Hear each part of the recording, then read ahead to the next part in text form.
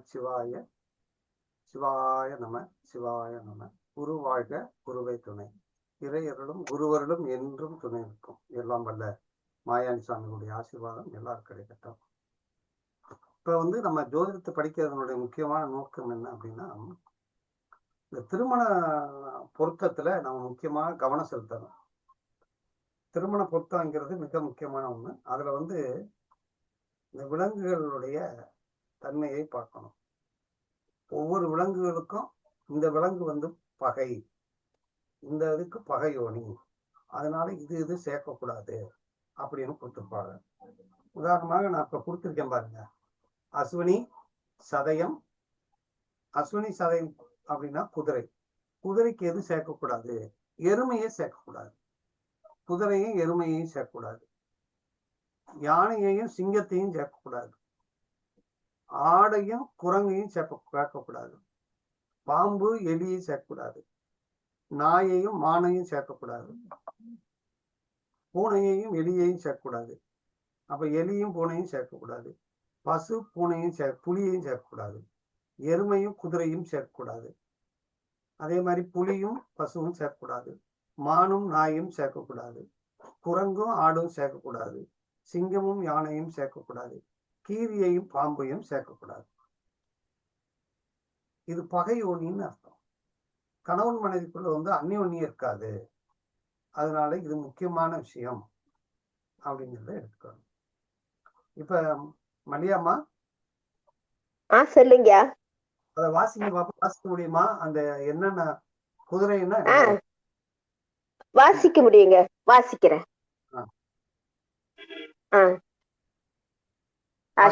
படிக்கட்டு வாங்க. அஸ்வினி சதயம், அதுக்கு மிருகம் குதிரை எருமை. அடுத்தது பரணி ரேவதிக்கு யானை சிங்கம். கார்த்திகை ஒரு நிமிஷம் அம்மா, ஐயா இருக்க சொல்றாங்க, இருங்க. அஸ்வினி சதயம் குதிரை. ஆமாங்க. அஸ்வினி சதரையும் அஸ்வினியும் குதிரை குதிரை. அடுத்து பரணியும் ரேவதியும் யானை. யானை. அப்படி சரிங்க. கார்த்திகை பூசம் ஆடுங்க. ரோஹிணி மிருக சீரிசம் பாம்பு. திருவாதிரை மூலம் நாய். புனர்பூஷம் ஆயில்யம் பூனை. மகம் பூரம் எலி. உத்தரம் உத்திரட்டாதி பசு. அஸ்தம் சுவாதி எருமை. சித்திரை விசாகம் புலி. அனுஷம் கேட்டை மான். பூராடம் திருவோணம் குரங்கு. அடுத்தது அவிட்டம் பூரட்டாதி சிங்கம். உத்திராடம் கீரிங்க. உத்திராடத்துக்கு பாம்பு சேர்க்க கூடாது. ரோகிணியையும் மிருகசீரிசையும் சேர்க்க கூடாது. இப்ப இது யோனி பொருத்தம் மிக முக்கியமான ஒன்று. சரிங்க. அப்படின்னு நம்ம எடுத்துக்கணும். அப்ப ஒரு ஜாதகத்தை சேர்க்கும் போது எது முக்கியம் அப்படின்னா, செவ்வாயினுடைய கர்மப்பதிவும் சனியுடைய கர்மப்பதிவு இருக்கான்னு பார்க்கணும். செவ்வாயினுடைய கர்மப்பதிவும் சனியுடைய கர்மப்பதிவு இருக்கான்னு பார்த்துட்டு தான் அந்த ஜாதகத்துக்கு. ஏன் அப்படின்னா, இப்ப சனியினுடைய கர்மப்பதிவு என்ன செய்யுது அப்படின்னா, ஆயுள் பங்கத்தையும் ஆயுள் குறைபாட்டையும் ஏற்படுத்தும். அப்ப ஆயுளுக்கு பிரச்சனை தருவது சனியினுடைய கர்மப்பதிவு. செவ்வாய் அப்படிங்கிறது மாங்கல்ய தோஷம் தருவது. அப்ப இந்த ரெண்டு விஷயத்தையும் நம்ம பார்க்கணும். இதை எப்படி பார்க்கிறது அப்படின்னா, செவ்வாயினுடைய கர்மப்பதிவுள்ள ஒரு ஜாதகத்துல, ஒரு பெண்ணுடைய ஜாதகத்திலேயோ ஆணுடைய ஜாதகத்திலேயோ இந்த செவ்வாயினுடைய கனெக்டிவிட்டி இருக்கான்னு பார்க்கணும். செவ்வாயினுடைய கர்மப்பதிவு இருக்கான்னு பார்க்கணும். செவ்வாயினுடைய கர்மப்பதிவு உள்ள வீடு எது அப்படின்னா கும்பராசி. செவ்வாயினுடைய கர்மப்பதிவு உள்ள பாவம் எது அப்படின்னா 11ஆம் பாவம். சனியினுடைய கர்மப்பதிவு எந்த பாவம் அப்படின்னா 6ஆம் பாவம். ராசியில கன்னி ராசி. இதை நம்ம நல்லா கவனிக்கணும். இந்த 2 விஷயத்தை கவனிக்கணும். ஒரு ஒரு பெண்ணுடைய ஜாதகத்துல நம்ம வசமா திருமணம் பண்ணி விட்டுட்டோம் அப்படின்னா, இந்த செவ்வாய் தோஷமும் சனி தோஷம் இருந்து அவளை என்ன செஞ்சது அப்படின்னா, விபத்துகளுக்கு உட்பட்டது, விபரீதமான முடிவு எடுத்து போயிடுது. அப்ப ஒரு ஜாதகத்துல இந்த விஷயத்த நீங்க நல்லா கவனிக்கணும். அது எப்படி பார்க்கணும் அப்படின்னா, இப்ப 12 கட்டம் வரைஞ்சுக்கங்க.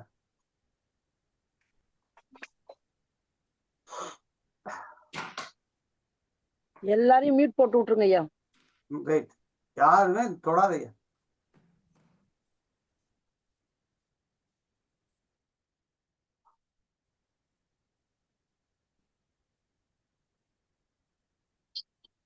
அப்ப செவ்வாயும் கர்மப்பதிவு அப்படின்னு எப்படி பார்க்கணும் அப்படின்னா, 12 கட்டம் போட்டுட்டு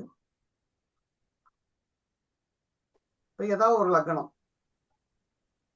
யாராவது ஒரு லக்னம் சொல்லுங்க. தனுசு. சரி, இப்ப தனுசு லக்னம் வச்சுக்கிறோம். இப்ப தனுசு லக்னம் அப்படின்னா அது 11வது வீடு எது? துலாம். துலாம். அப்ப இந்த 11வது வீடோட 1ஆம் வீடோட தொடர்பு வரக்கூடாது.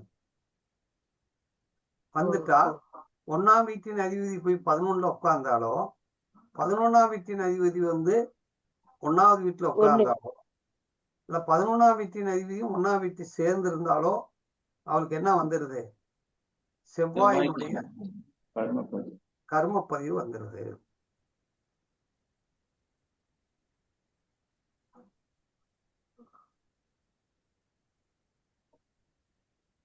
அப்ப ஒரு லக்னாதிபதிக்கு 11ஆம் அதிபதி 2ஆம் அதிபதியும் பார்க்கணும்.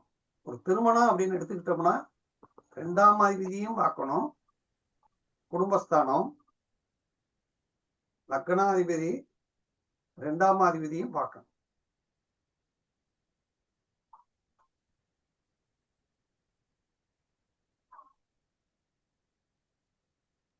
ஐயா 2ஆம் வீட்டுக்கு கர்ம பதிவை எப்படி எடுக்கிறதுங்க ஐயா?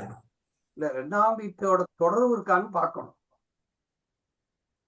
லக்னத்துக்கு 2வது வீட்டுக்கும் லக்னத்துக்கும் இந்த 11ஆம் வீட்டினுடைய கனெக்டிவிட்டி இருக்கான்னு பார்க்கணும். அந்த 11ஆம் வீடு 2ஆம் வீட்டுக்கு பயணம்னா லக்னத்துக்கு பயணம்னா? இல்ல, 1வது வீட்டுக்கு தான் 11. ஓகே ஓகே அப்படிங்கறத பார்க்கணும்.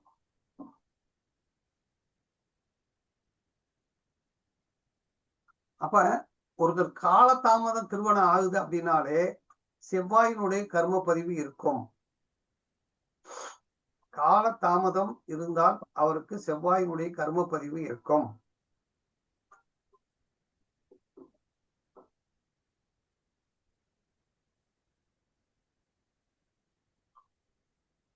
இப்ப அது எப்படி நம்ம பார்க்கணும்? லக்னத்துக்கும் 11ஆம் அதிபதிக்கும் ஒரு கனெக்ஷன் இருக்கான்னு பார்க்கணும்.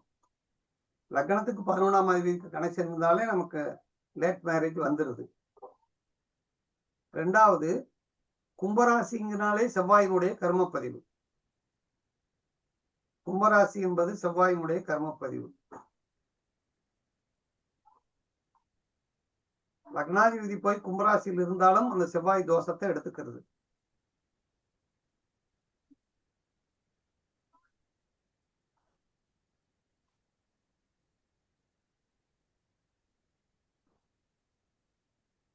ஐயா லக்னம் கும்பமா இருந்தாலும் சரி, லக்னாதிபதி போய் கும்பத்துல இருந்தாலும் சரி, ரெண்டுக்குமே செவ்வாய். ரெண்டு ஒண்ணுதான். லக்னாதிபதி கும்பத்துல இருந்தாலும் அதே கான்செப்ட் தான். அடுத்து சனி லக்னத்துல இருந்தாலும் சனிக்கு யாருடைய கர்மப்பதிவு இருக்கு? செவ்வாயினுடைய கர்மப்பதிவு.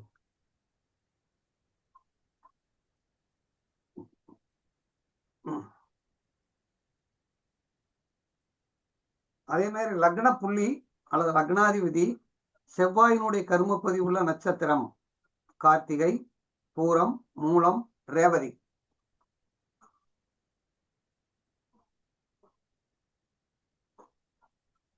இந்த கான்செப்ட் இருந்தாலும் அவங்களுக்கு ஆட்டோமேட்டிக் செவ்வாய் வந்தது.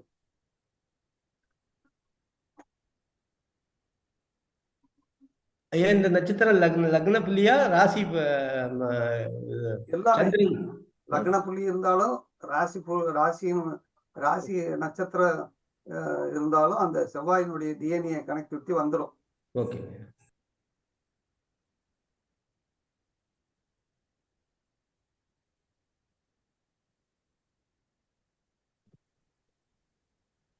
ஐயா அப்பா அப்படியே உதாரணத்தோட கொஞ்சம் விளக்கிடுங்க ஐயா போர்டுல. இப்ப எனக்கு வந்து 33 வயசுல நான் கல்யாணம் பண்ணேன்.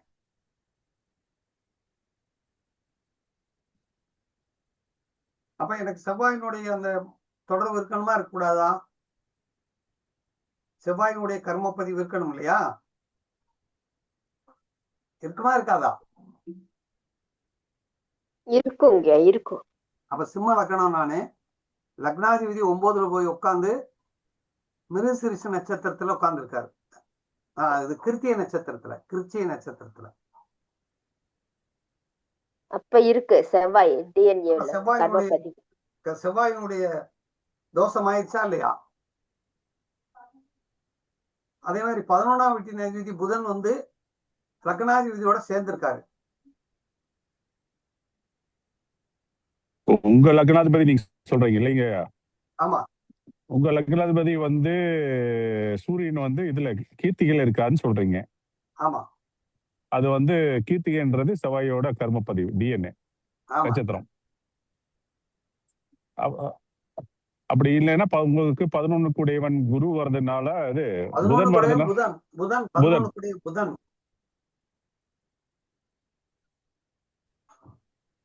சூரியனோட சேர்ந்துக்கிறாரு. ஓ அது சூரியனோட சேர்ந்துக்கிறார், கிரகத்தோட சேர்ந்துக்கிறார். Okay okay. லக்னாதிபதியோட சேர்ந்துடுறாரு. லக்னாதிபதியோட சேர்ந்து 9ல தானே சொன்னீங்க உங்களுக்கு இருக்குன்னு. இதுல எதுல வேணாலும் இருந்துட்டு போகுது. நம்ம சேர்க்கை தானே பாக்குறோம். சரி சரி. இவருக்கு ஐயா இது மாதிரி இருந்ததுன்னா எப்ப கல்யாணம் நடக்கும்னு ஏதாவது சொல்ல முடியுமா? இவனுக்கு ஏன் லேட்டா நடக்குமா நடக்காதா? சரி சரி சரி சரி. ஒருத்தனுக்கு டிலே ஆகுதுன்னா என்ன காரணம் சரி அப்படிங்கறத நம்ம பார்க்கணும். அப்ப செவ்வாயினுடைய கர்மப்பதியோட சனியினுடைய கர்மப்பதி வந்துருச்சுன்னு வச்சுக்கோங்க, அப்பதான் தார தோஷமாயிருது.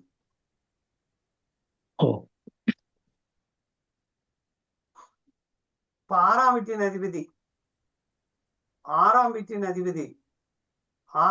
அதிபதியோட கனெக்டிவிட்டி வந்துச்சுன்னா அது பிரச்சனை ஆயிரும். 6ஆம் வீட்டு அதிபதி எந்த வீட்டுக்கு ஐயா கனெக்ஷன்? லக்னாதிபதியோட தொடர்பு வரக்கூடாது, அல்லது செவ்வாயோட வரக்கூடாது, செவ்வாய் கர்மப்பதிவோட வரக்கூடாது. ஓ சரி சரி. வந்துச்சுன்னா தாரம் நிக்காது. எப்படிங்க அது 7க்கு 12 அப்படின்றனால சொல்றீங்களா? பொதுவாவே செவ்வாய் 7க்கு 12 அந்த வீட்டுக்கு சனியுடைய கர்மப்பதிவு இருக்கு இல்லையா? ஓ அதுக்கு சொல்றீங்க. சனியுடைய கர்மப்பதிவுனால அப்படி எடுக்கணும்.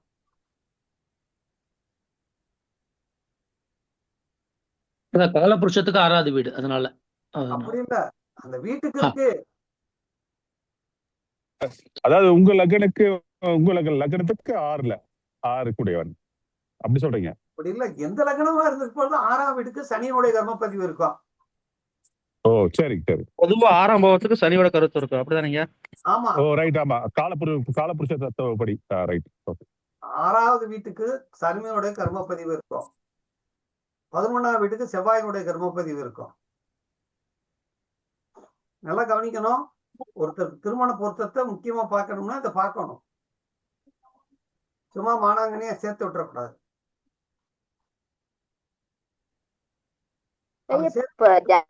ஒரு ஜாதகத்தை செவ்வாயும் சனியும் இணைஞ்சு இருக்கு இல்லைங்களா, சேர்ந்து இருக்கு இல்லைங்களா? இங்க கிரக சேர்க்கையெல்லாம் அப்புறம் பாத்துக்கிடுவான், அந்த கர்மப்பதிவு சேர்க்கை இருக்கான்னு மட்டும் பாருங்க. சரிங்க சரிங்க. சரிங்க. கர்மப்பதிவு சேர்ந்து வந்தா என்ன பண்ணுங்க? அந்த அவருக்கு கல்யாணம் எப்படி பண்றதுங்க? செவ்வாயும் சனியும் சேர்ந்து இருந்தா அவன் தாரம் நிக்காது, ஆயுள் பக்கத்தை கொடுக்கும். தடுக்கிறதுக்கு வழி இல்லைங்களா? தடுக்கத்தை புரிஞ்சுக்கிற வேண்டியதே. ஐயா தார பிரிவுன்றது நீங்க என்ன சொல்றீங்க? கட்டினா இறந்துருவான்றீங்களா இல்ல டைவர்ஸ் ஆகும்னு சொல்ல வரீங்களா? எது வேணாலும் ஆகலாம். தப்பிச்சு ஓடி போச்சுன்னா உயிர் குலைச்சுக்கிறான், சரிங்க. இருந்துச்சுன்னா மாடிக்கிறான். ஆயுள் பங்கத்தை தரும். ஆமாங்க அப்படிதான். ஆயுள் பங்கத்தையும் ஆயுள் குறைபாட்டையும் ஏற்படுத்தும் என்பது பொது விதி. ஆமாங்க அப்படித்தான் ஒருத்தர் நடந்துச்சுங்க. 2 இருக்குது நடந்துச்சுங்க. மனைவி இறந்துட்டான். அது கண்டிப்பா இருக்கும். ஐயா 6-11 லக்னாதிபதிக்கு தொடர்பு ஏற்பட்டா அவருடைய திருமண வாழ்க்கை எப்படி இருக்காங்க? 6ஆம் பாவத்துக்கே சனியுடைய கர்மப்பதி வந்துருது. அது போய் தொடர்பு ஆகக்கூடாது. இப்ப நம்ம பார்க்கறது எல்லாமே அந்த கர்மப்பதிவு. ஏன் அந்த செவ்வாய் சனி 2 பேருக்கு இருந்தா அப்படி சேர்த்துனா அப்படி சேர்த்தலாமா சேர்த்தக்கூடாதுங்களா? 2 பேருக்கு செவ்வாய் சனி கர்மப்பதிவு. செவ்வாய்க்கு என்ன கர்மப்பதிவு இருக்கு? செவ்வாய்க்கு குருவோட கர்மப்பதிவு இருக்கு, சனிக்கு செவ்வாயோட கர்மப்பதிவு இருக்கு. அதெல்லாம் பேசக்கூடாது. இல்லைங்க 2 பேருக்கு செவ்வாய் சனி கர்மப்பதிவு இருக்குது. அப்படி இருந்தாலும் 2 பேரும் சேர்த்தக்கூடாது. ஆமா, 2 பேருக்குமே இருந்தா வேகமா அடிக்கும். ஓ சரி.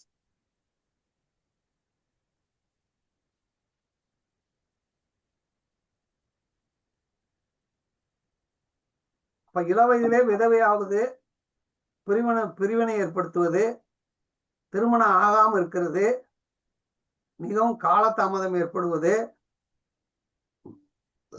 இதெல்லாம் இதான் காரணம். திருமணம் சண்டை சச்சரவோடய இருக்கு. அடிக்கடி சண்டை போட்டு பெரிய சண்டை வந்துட்டே இருக்கும். இப்ப கடக லக்னம், லக்னாதிபதி சந்திரன், 11ஆம் வீட்டின் சுக்கிரன். இந்த சுக்கிரனுக்கு சந்திரனுக்கு சம்பந்தம் இருந்தாலும் வந்துடும்.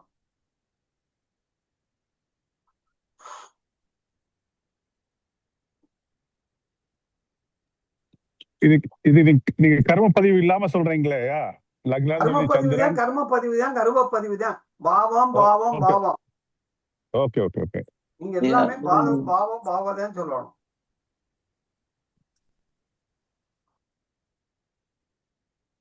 அதுதான் நீங்க முதல் பார்க்க வேண்டியது.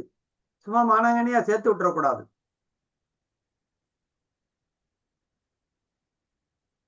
அவங்களுக்கு என்ன ஆலோசனை பண்ணணுங்கய்யா? அவங்களுக்கு டைவர்ஸ் ஆகும் இறந்துருவாங்கன்னு சொல்லி அவங்க கிட்ட சொல்லி அது என்ன பண்ணணும்?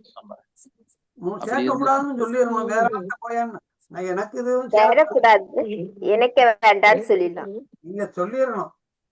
யோனி பொறுத்த கட்டி வச்சா ஒழுங்கா இருக்குமா? இருக்காதுங்க. இல்ல செவ்வாய் சனி கர்மப்பதிவு வந்தா அவங்களுக்கு எப்படி கல்யாணம் பண்றது? அவங்க கல்யாணம் பண்ணாமே இருந்துக்கிறதா? செவ்வாய் சனி கர்மப்பதிவு இருக்கு அப்படின்னா கூடாது. சுத்தமான ஜாதகத்தை பார்த்து சேர்த்து வைக்கணுமியா? ஓ அப்படி சொல்லுங்க. அதான் கேட்டோம். அப்படி பண்ண உங்ககிட்ட வர்ற ஜாதகத்துக்கு உங்க ஜாதகத்துல சுத்தமான ஜாதகமா இருந்தா அது இழுத்துட்டு போயிடும்.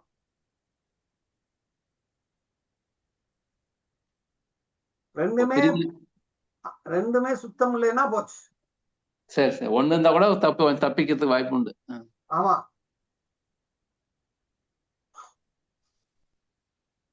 ஐயா செவ்வாயோட கர்மப்பதிவு உள்ள நட்சத்திரமோ சனியோட கர்மப்பதிவு உள்ள நட்சத்திரம் கூட சேர்க்கக்கூடாதுங்களா? 2 இருக்கிறவங்க அது லக்னத்துக்கு தொடர்பு இருக்கான்னு தான் பார்க்கணும். 2ஆம் பாவத்துக்கு தொடர்பு இருக்கான்னு பார்க்கணும். பாவகத்துக்கு மட்டும் கர்மப்பதிவு சொல்றீங்க, இப்போ நட்சத்திரத்துக்கு வேணாம். இப்போ பாவம் தான் நம்ம முதல் பாக்குறோம். அதுக்கு அடுத்துதான் இந்த செவ்வாயினுடைய கர்மப்பதிவு லக்னத்துக்கு இருந்தாலே பாத்துருவோம்ல. இல்லைங்க அவருக்கு புரியலைங்க. ஐயா லக்னாதிபதி 2ஆம் அதிபதி 2ஆம் வீட்டுக்கு செவ்வாய் சனி கர்மப்பதி சேர்ந்து வந்துச்சுன்னா அது பிரிவுன்னு சொல்றாரு. அது என்னன்னா இந்த செவ்வாயோட கர்மப்பதிவு உள்ள நட்சத்திரமும் சனியினுடைய கர்மப்பதிவு உள்ள நட்சத்திரமும் ஆண் பெண்ணுக்கு சேர்க்கக்கூடாதான்னு கேக்குறேன். ஆமா, ரெண்டுமே ஒன்னா இருக்கக்கூடாது இல்லையா? அந்த நட்சத்திரங்களோட சேர்க்கக்கூடாதா? கர்மப்பதிவு உள்ள நட்சத்திரங்களை கூட கர்மப்பதிவுள்ள நட்சத்திரம் இருந்தாலும் அந்த வீதி இருக்கத்தானே செய்யும். சரிங்க. ஐயா இது 2 ஜாதகத்துல யார ஒருத்தருக்கு இருந்தாலும் ரிஜெக்டடுங்களா இல்ல ஒருத்தருக்கு இருந்து ஒருத்தருக்கு ஓகேனா ஓகேங்களா? 2 பேருக்கு இருக்க கூடாதியா? 2 பேத்துக்கு 100% இருக்கக்கூடாது. ஆனா ஒருத்தருக்கு இருக்கு, ஒருத்தருக்கு சுத்த ஜாதகமா இருக்குன்னா இப்ப மேட்ச் பண்ணலாம். நீங்க பாக்குற வந்து சுத்த ஜாதகமா இருக்கு, ஆமா. வர்ற ஜாதகத்துல இந்த மாதிரி இருக்குன்னா நினைக்க மாட்டேங்கல்ல. அதான் கேக்குறேன். என் ஜாதகம் சுத்தமா இருக்கு, அவங்களுக்கு கர்ம பதிவு இருக்குன்னா வேண்டாம்னு சொல்லி நம்மளா வாலண்டரி ரிஜெக்ட் பண்ணிடணும். ஆமா, அதான் கேக்குறேன். சார் சுத்த ஜாதகம்னா எதை சார் சொல்றீங்க? சுத்த ஜாதகம் அப்படின்னா செவ்வாய் தோஷம், செவ்வாய் கர்ம பதிவு, சனி கர்ம பதிவு இல்லாத அமைப்பு. அது அந்த 2 கர்ம பதிவு இல்லாத ஜாதகத்தை இந்த ஜாதகத்தை பொறுத்த வரைக்கும் சுத்த ஜாதகம். ஆமா, ஓகே. ரெண்டுமே பியூரான ஜாதகம். அதாவது ஏற்கனவே ஒரு ஜாதகருக்கு செவ்வாயும் சனியோட கர்ம பதிவு இருந்ததுன்னா அதே உள்ள ஜாதகத்தை சேர்த்தக்கூடாது. ஓகே. செவ்வாயுடைய கர்ம பதிவு இருந்தா சண்டை சச்சரவு இருக்கத்தான் செய்யும். இல்ல, ஏற்கனவே கல்யாணமானவங்க நம்மள்ட்ட பார்க்க வராங்கன்னு வச்சுக்கோங்க சார். ஏற்கனவே இருக்கிறவங்களுக்கு நாம இப்ப பாக்குறோம், நமக்கு தெரிஞ்சிருச்சு இந்த மாதிரி ஒரு இருக்குது அப்படின்ட்டு. இப்ப அவங்களுக்கு ஒருத்தர் கேட்டாரு பாருங்க, அவங்களுக்கு இப்ப அதுல இருந்து விதிவிலக்குக்கு என்ன பண்ணுவீங்க? பிரிச்சு விட்டுருவீங்களா? அதுதான் கேக்குறேன். பிரிச்சு விட முடியுமா சார்? நம்மகிட்ட வர்றதே வந்து நல்லது வர்றாங்க. பிரிச்செல்லாம் விட முடியாது. விட முடியாது. பிரிச்சு வர்றதுக்குலாம் வாய்ப்பு இல்லை. அதுக்குதான் பரிகாரத்துக்கு போயான்னு சொல்றோம். இல்ல, பரிகாரம் இருக்கான்னு எனக்கு இல்ல சார், அதனால பரிகாரம் அதுக்கு இருக்கா? கண்டிப்பா உண்டு. சரிங்க சார். சரி, வேற ஒரு கிளாஸ்ல கேட்டுக்கிறேன் சார். இல்ல, செவ்வாய் தோஷம் உள்ளது, செவ்வாய் தாக்கம் இருந்துச்சுன்னா முருகபெருமானை நம்ம வழிபாடு செஞ்சோம்னா அந்த தாக்கம் நம்ம குறையும் இல்லையா? இல்ல, அதான் வேணும். அந்த மாதிரி ஒரு ஆறுதல் வார்த்தை தான் வேணும் சார். அவங்களுக்கு நடக்கணும் நல்லது. செஞ்சிருவாங்க, இந்த மாதிரி எல்லாம் செஞ்சிருவாங்க சொந்தத்துக்குள்ள. ஓகே.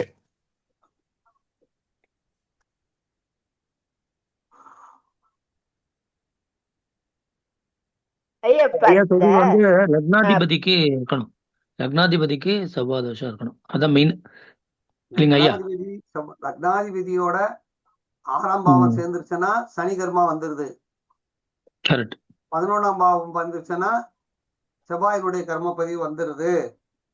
Correct correct. ஐயா, அந்த பார்த்தா கூட வந்துருமா? பார்த்தா கர்ம பதிவு வருமா வராதா? பார்த்தா குறைவாத்தையா இருக்கும், சேர்க்கை தான் பலம். ஓகே ஐயா, அப்ப அந்த முருகப்பெருமான கும்பிடுறதா, ஒரு வீட்டுல பையனும் பிள்ளையும் வேலையில இருக்கிறாங்க.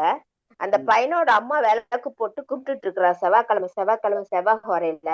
அது போதுங்களா? இல்ல அந்த பிள்ளையும் பையனுமே கும்பிடணும் அந்த நேரத்துல? யாரு கும்பிட்டாலும் அது யாருக்காக கும்பிடுறோமோ அவளுக்கு தான் அந்த ரிலீஃப் கிடைக்கும்.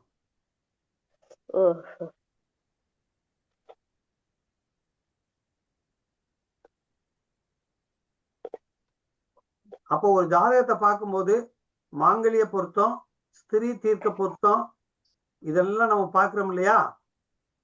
ஆமா, இங்க பாப்போம். அதோட இதையும் பார்த்துடணும். சரிங்க.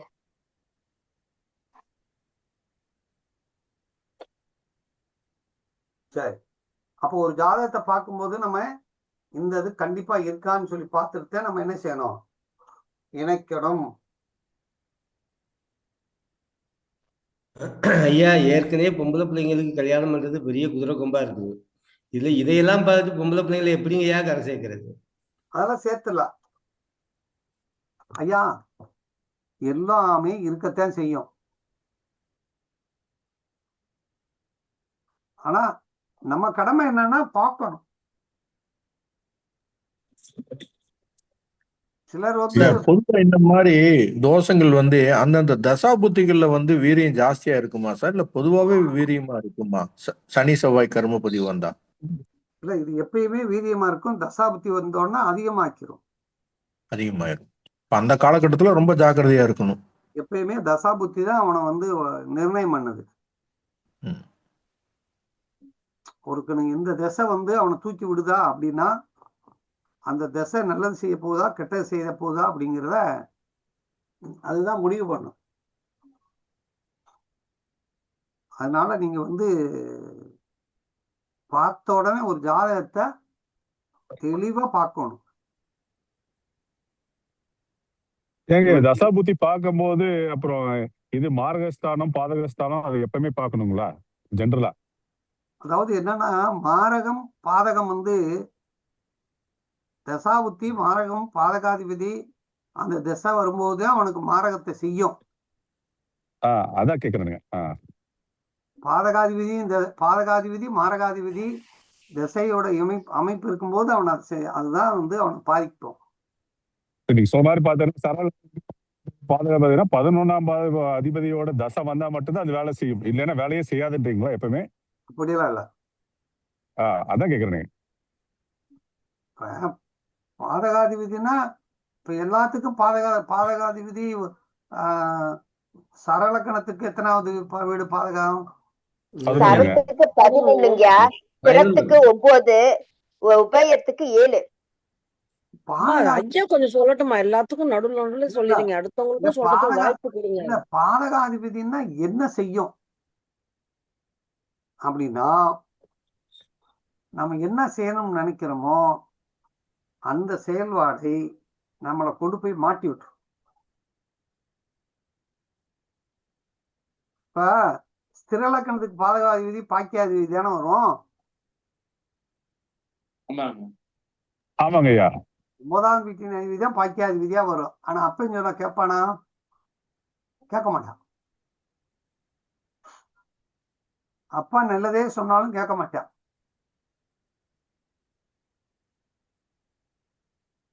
அதே பாதகம். பாதகத்தை எப்படி, இந்த பாதகத்தை எப்படி எடுத்திருக்காங்க? ஏன் 11ஆம் வீடு பாதகம்? அதானுங்கய்யா எங்களுக்கு தெரியல. பாதகம் மாரகம் என்ன கால்குலேஷன்ல மெத்தட்ல எடுத்து சொல்றாங்கன்னு தெரியலங்கய்யா. பொதுவாவே கிருஷ்ணமூர்த்தி என்ன சொல்றாருன்னா, மாரகம்ங்கிறது எல்லாத்துக்கும் 2ஆம் பாவம் 7ஆம் பாவத்தை எடுத்துக்கங்கன்றார் அவர். சரலக்கணம் உபயலக்கணம் எல்லாத்துக்குமே, சரலக்கணம் எல்லாத்துக்குமே 2 7ஐயும் மாரகமா எடுத்துக்கங்கன்றார் அவர். பாதகம்ங்கிறது எப்படி எடுத்திருக்காங்கன்னா,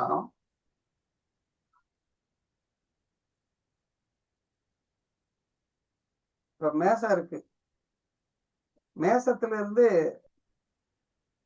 கன்னி எத்தனாவது வீடு? 6ஆம் வீடு. கன்னியில இருந்து 6ஆவது வீடு என்னங்க? கும்பம். அப்ப கும்பம் பாதகமா வந்துடும். அடுத்தது ரிஷபத்துல இருந்து கன்னி வரை என்னங்க? 5ஆம் வீடு. அப்ப அங்க இருந்து மறுபடியும் கன்னியில இருந்து 5ஆவது வீடு என்னங்க? மகரம். சரி. மிதுனத்துல இருந்து கன்னி வரை என்னங்க? 4. அப்ப கன்னியில இருந்து மறுபடியும் 4 என்னங்க? 7. தனுசு. அதுதான் பாதகம்.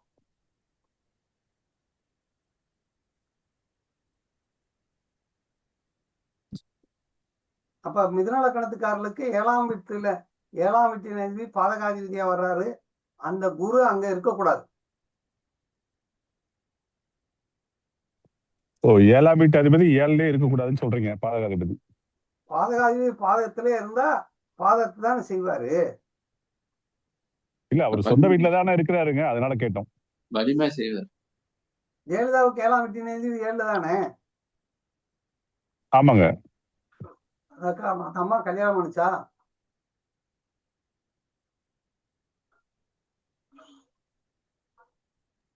யாருங்க? மிதுன லக்னத்துல உள்ளவங்கள சொல்றீங்களா? அந்த அம்மா மிதுன லக்கணம் தானே? யார சொல்றீங்களா தெரியலீங்களே எங்களுக்கு. ஜெயலலிதா.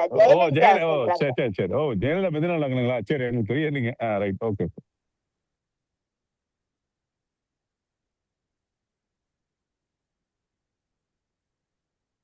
அப்போ நம்ம திருமணத்தை பார்க்கும்போது மிக கவனமாக பார்க்கணும்.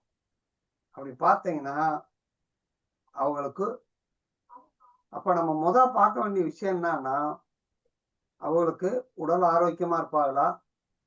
ஐயா, இன்னொரு விஷயம் என்னன்னா, ஒரு பாவத்தை பத்தி ஆய்வு செய்யறோம்னா, இப்ப ஏதாவது ஒண்ணு சொல்லுங்க. 12 பாவத்துல ஏதாவது ஒரு பாவம் சொல்லுங்க.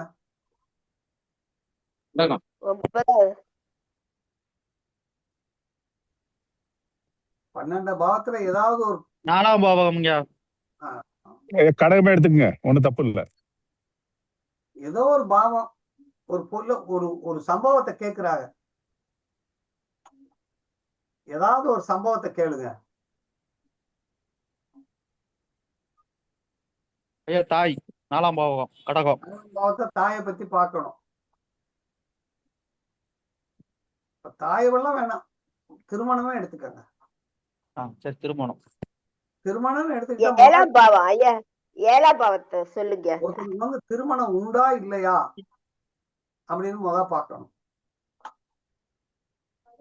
ஒருத்தனுக்கு பார்க்க வேண்டிய விஷயம் அவனுக்கு திருமணம் நடக்குமா நடக்காது. அது எப்படி பாக்குறது சொல்லுங்க. ஒருத்தனுக்கு திருமணம் உண்டா இல்லையான்னு பார்க்கணும். அதுக்கடுத்து அவனுக்கு அப்படியே திருமணம் நடந்துருச்சுன்னா இவனுக்கு திருமணத்தினால நல்லதா நினைப்பானா கெட்டதா நினைப்பானா, எப்படிப்பட்ட திருமணமாக அமையும். 3வது அதான் ரொம்ப இம்பார்ட்டன்டான விஷயம் கிடையாது சார். திருமணம் உண்டு அப்படின்ட்டா அவனுக்கு எப்ப திருமணம் நடக்கும்?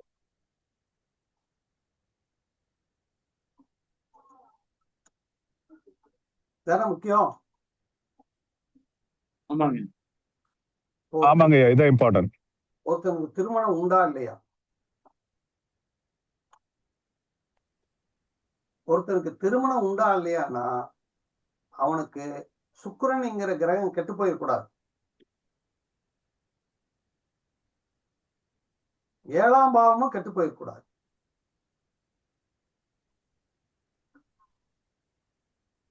அப்படி கெட்டு சுக்கிரன்றது நீங்க சுக்கிரன்றது பொதுவா சொல்றீங்களா ஐயா? எந்த பாவம் இருந்தாலும் சுக்கிரன் கெட்டு போக கூடாது. சுக்கிரன் கெட்டு போக கூடாது. பெண்மகளுக்கு செவ்வாய் கெட்டு போக கூடாது. அதான் கேட்டாருங்க. ஒரு பொம்பளை பிள்ளையா இருந்தா செவ்வாய் கெட்டு போயிடக்கூடாது.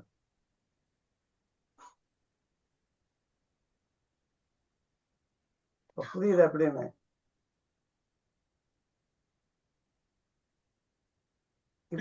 கெட்டு போக கூடாதுன்னா ஐயா, கெட்டு போக கூடாது நீங்க சும்மா நீச்சமாக கூடாதுன்றீங்களா, இல்ல எப்படி அவங்க 7க்கு அது 12ல மறைய கூடாது அப்படின்னு மாதிரி சொல்ல வரீங்களா? கெட்டு போறதுன்னா என்ன நினைக்கிறீங்க அப்படின்னா, ஒரு அந்த பாவம் மறைஞ்சா கெட்டு போயிருது. இப்போ துலா லக்னம், அவனுக்கு 7ஆம் வீட்டின் அதிபதி யாரு? செவ்வாய். அவருக்கு வந்து மீனத்துல இருக்கு செவ்வாய். ரிஷபத்துல கண்ணில 3 இடத்துல மறையுது. இப்ப இவனுக்கு 3 கல்யாணம் பண்ணா,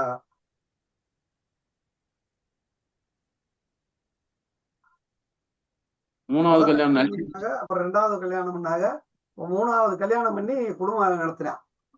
எவ்வளவு நாள் ஆகுதுங்க 3வது? எப்படிங்க அது? 7ஆம் வீட்டின் அதிபதி 6க்கு போயிட்டாருன்னா 6ஆம் பாவத்துக்கு போயிடக்கூடாது. பெரும்பாலும் நீங்க வந்தோடனே ஜாதகத்தை பாருங்க, 7ஆம் வீட்டின் அதிபதி 6க்கோ 8க்கோ 12க்கு போன மட்டும்தான் கல்யாணம் டிலே இருக்கும். அதாவது இம்பார்ட்டன்ட். அப்படி பார்க்கணும், உனக்கு ஏன் அப்படி எல்லாம் இருக்கு.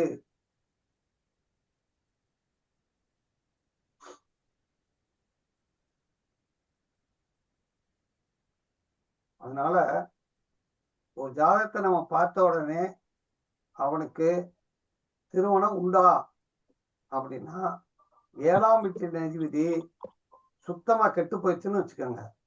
8க்கு போய் அவன் என்ன நட்சத்திரமும் கெட்டு போயிடுச்சுன்னா முடிஞ்சு. எத்தனை கல்யாணம் நிக்காது இல்லையா? கெட்டு போனதுன்றது நீங்க சொல்றது ஒன்னா 7ஆம் அதிபதி 6, அதே 7ஆம் அதிபதி 8 இல்லைன்னா 12ல போய் நிக்க கூடாது. அது பெர்மனன்ட். அது 6, 8, 12 அவனுடைய சாரம் வாங்கக்கூடாது. அது செகண்ட் ஸ்டேஜ். வாங்கிட்டா நீசம் அஸ்தங்கம் எடுத்துக்கலாமாங்கயா? நீசம் அஸ்தங்கம் நீசமாயிட்டா 7ஆம் வீட்டின் நீசமாயிட்டாலும் அந்த பிரச்சனை இருக்கத்தான் செய்யும். ராகு கேது சேர்ந்துட்டா 7ஆம் வீட்டு அதிபதியோட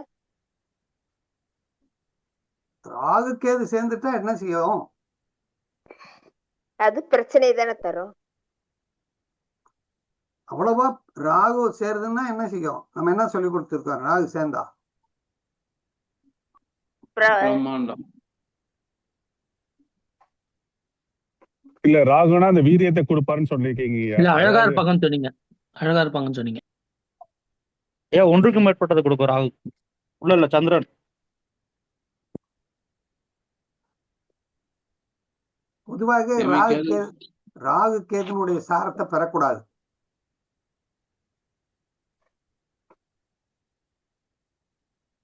ஏழாவட்டின் அதிபதி.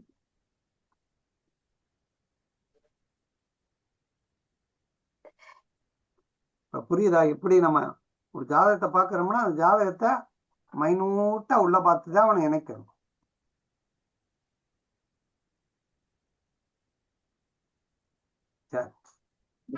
சரி, இது மாதிரி ஆயிட்டா கல்யாணம் இல்லையான்றது எப்படி தெரிஞ்சுக்கிறதுங்க? கல்யாணம் அவனுக்கு கல்யாணமே ஆகாதுன்னா அது எப்படி இருக்கு? அது அவனுக்கு இல்ல, பாவமும் கெட்டு போய் நட்சத்திரம் நின்ன நட்சத்திரமும் கெட்டு போயிட்டா முடிஞ்சு வச்சு இல்லையா? கல்யாணமே ஆகாதுன்னு சொல்லலாம். கல்யாணம் ஆகாது. அது எப்படியா சொல்ல முடியும் அவங்க கிட்ட போய்? அப்படி சொல்லித்தான் வேற வழி இல்ல. இல்ல திருமண தடைய அமைப்பது அப்படியே இருக்குது, நீங்க எந்த கண்டிஷனும் போடக்கூடாது, கொடுத்தா போதுன்னு கட்டிக்கோங்க அப்படி சொல்லுங்க.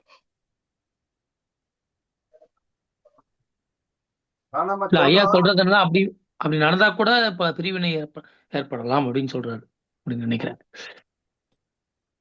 அதாவது தோஷம் தானே.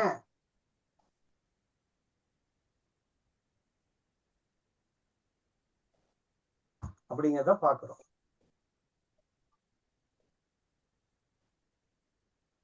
அப்ப நம்ம ஒரு ஜாதகத்தை பார்த்தோம்னா இவனுக்கு திருமணம் உண்டா இல்லையா, இவனுக்கு எப்படி இருப்பான், இவனுடைய மன வாழ்க்கை எப்படி இருக்கும், பொண்டாட்டிகிட்டே அடி வாங்குவானா, இவன் பொண்டாட்டி அடிப்பானா?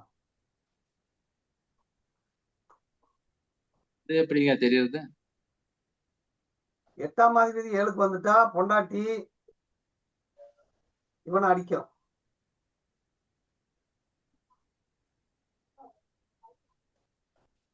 ஏழாம் அதிபதி 8க்கு போயிட்டா இவன் பொண்டாட்டி அடித்தான். 8ஆம் பாவம் அந்த பிரச்சனை கை கலப்பு அப்படின்றனால சொல்றீங்களா ஐயா? பிரிவினை 8 அப்படின்னாலே விதிவிலக்கு. அது என்ன ஆகும்? பிரச்சனை வழக்கு. வழக்குங்கிறது 8ஆம் பாவத்துல எங்க இருக்கு? சாரி 6ஆம் பாவம். கரெக்ட். 7ஆம் அதிபதி 8ஆம் வீட்டுக்கு போனா பொண்டாட்டி அடிப்பாரு. 8ஆம் வீட்டு அதிபதி 7க்கு வந்தா பொண்டாட்டிக்கிட்ட அடி வாங்குவாரு. அவ்வளவுதானங்க ஐயா? அவ்வளவுதான். சரிங்க, எழுதிக்கிறதுக்கு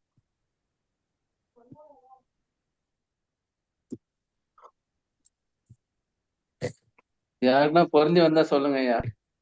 பாருங்க நீங்க ஐயா. இன்னொன்னு சொன்னீங்கல்ல, 2வது கேள்வி, திருமணம் நடந்துச்சுன்னா அவங்க நல்லா இருப்பாங்களா, நல்லதா கெட்டதான்னு சொன்னீங்கல்ல, அதுக்கு என்னங்க?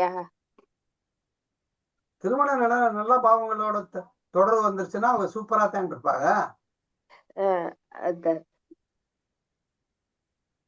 3, 7, 11 இல்லைங்க, அந்த பாவம் நல்லா இருந்தா நல்லா இருப்பாங்க. எல்லா பாவங்களோட தொடர்பாயிடுச்சா, நல்ல பாவம் கிரகத்தோட தொடர்பாயிட்டா மன வாழ்க்கை சூப்பரா இருக்கும்ல.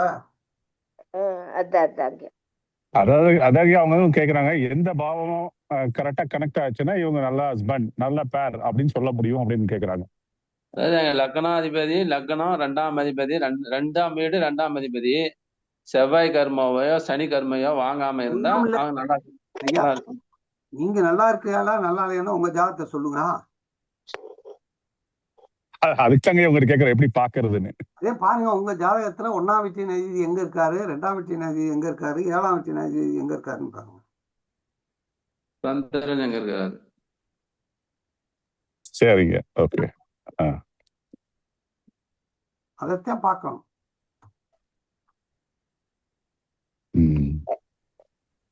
ஐயா ஒரே ஒரு சந்தேகம் கேட்கலாம் ஐயா? கேளுங்க.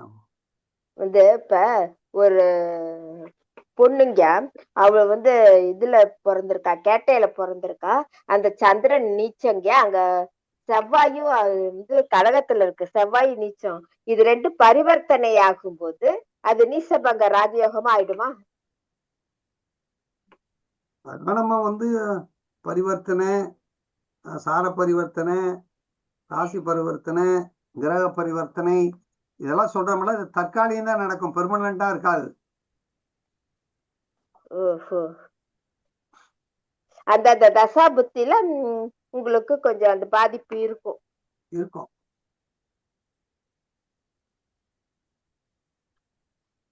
அதனால ஜாதகத்தை பார்த்த உடனே உங்களுக்கு வந்து மன வாழ்க்கை சூப்பர் அப்படிங்கிறத பார்க்கணும். 7ஆம் வீட்டு அதிபதி நல்லா இருக்கணும், 2ஆம் வீடு நல்லா இருக்கணும், 11ஆம் வீடு நல்லா இருக்கணும். அப்ப 2, 7, 11 நல்லா இருந்தா தான் குடும்பஸ்தானம் நல்லா இருக்கும். ஐயா, ஒரு ஜாதகத்தை பார்த்த உடனே திருமணம் ஆயிடுச்சா இல்லையான்னு எப்படி ஐயா கண்டுபிடிக்கிறது? திருமணம் ஆயிடுச்சா ஆகலையான்னா, தோசை இருந்துச்சுன்னா ஆகலைன்னு அர்த்தம்.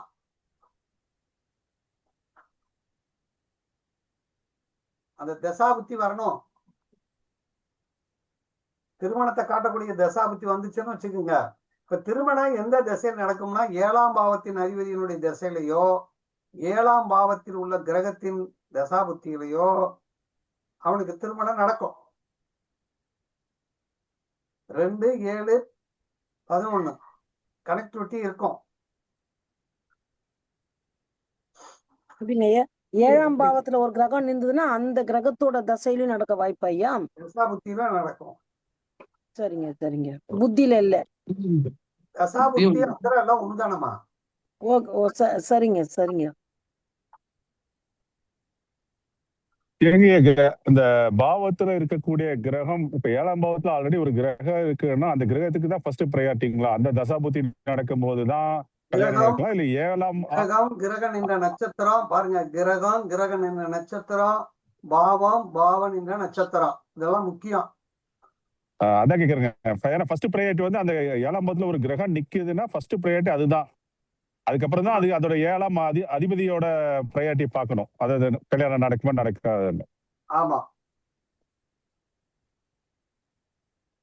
ஏன்னா இது நிறைய பேருக்கு கொஞ்சம் கன்ஃபியூஷன் ஆகுதுங்க ஐயா. 7ஆம் அதிபதி எடுக்கிறதா இல்ல 7ஆம் பாவத்துல இருக்கக்கூடிய கிரகத்தை எடுக்கிறதான்றது ஒரு கன்ஃபியூஷன். இருக்கக்கூடிய கிரகத்தை எடுக்கணும், 7ஆம் பாவத்தையும் எடுக்கணும், 2ஆம் பாவத்தையும் எடுக்கணும், 2ல இருக்கிற கிரகத்தையும் எடுக்கணும். அந்த கட்ட சாரத்துல கிரகம் இருக்கணும். அந்த கட்டத்துல எதுவுமே இல்லைன்னா அதுல இருக்கிற ஆதிபத்தியத்தை எடுத்துக்கணும். எந்த அதிபதியோ அந்த அதிபதியோட ஒன்னா தசா புத்தி நடக்கும்போது அவங்களுக்கு கல்யாணம் நடக்கும் அப்படின்னு எடுத்துக்கலாம். இருந்தா அதுல இருக்கக்கூடிய கிரகத்தை ஃபர்ஸ்ட் ப்ரையாரிட்டி எடுத்துக்கணும். கண்டிப்பா. சரிங்க, அது ஒரு கன்ஃபியூஷன். அப்போ ஒருத்தர் கல்யாணத்தை எப்ப நடக்கும் அப்படிங்கிறத பார்க்கணும்.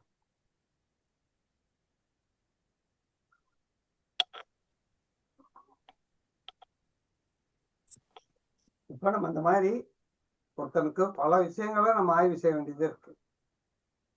சும்மா வானங்கனியா பார்த்துட்டு டக்குன்னு அடிச்சு விட்டு போயிடக்கூடாது. 11ஆம் பாவத்தை என்ன கால்குலேஷன் எடுத்துக்கணுங்க? 2ஆம் பாவது குடும்பம், 7ஆம் பாவதி ஓகே, 11 என்ன கால்குலேஷன்? 11 அவனுடைய சந்தோஷம். ஓகே, அதோட பரிணாமங்களா 7க்கு அடுத்த பூர்த்தியாகும் பாவம். ஓ அதுதான். அதனால 11ஆம் பாவத்தை எடுத்துக்கணும் கல்யாணத்துக்கு. 11ஆம் பாவம் சந்தோஷத்தை கொடுக்கும். 11ஆம் பாவம் சந்தோஷம் கொடுக்கறதுனால அந்த 11ஆம் பாவத்தையும் நம்ம எடுத்துக்கலாம். 2ஆம் பாவங்கிறது புதுசா ஒரு நபர் வருகை. சரிங்க. 7ஆம் பாவங்கிறது கலத்திரம்.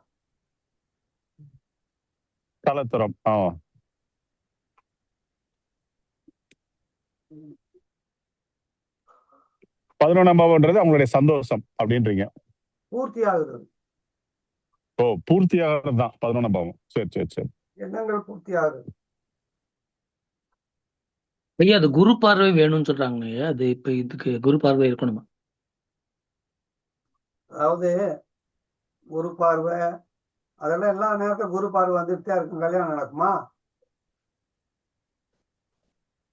அந்த தசா புத்தி வரணும். ஒண்ணும் இல்ல, உங்களுக்கு சுக்கிரன் எங்க இருக்கு? யாராவது ஒருத்தர் சொல்லுங்க. ரேவதி நட்சத்திரத்துல இருக்கு. என்ன லக்னம்? ஐயா நம்மளுக்கு துலா லக்னம். துலா லக்னத்துக்கு ரேவதி நட்சத்திரத்துல சுக்கிரன் இருக்கு. குரு எங்க இருக்காரு? குரு வந்து கன்னியில இருக்கிறாரு. சரி. இந்த கன்னியில இருக்கிற குரு வந்து சுக்கிரனை போய் தொடணும்னா எத்தனை வருஷம் ஆகும்? 7 வருஷம். சின்ன வயசுல 7 வயசா இருக்கும்போது நீங்க என்ன பண்ணிருப்பீங்கன்னா, சின்ன குழந்தைகளை கூட்டி அப்பா அம்மா விளையாட்டு விளையாண்டு இருப்பீங்க.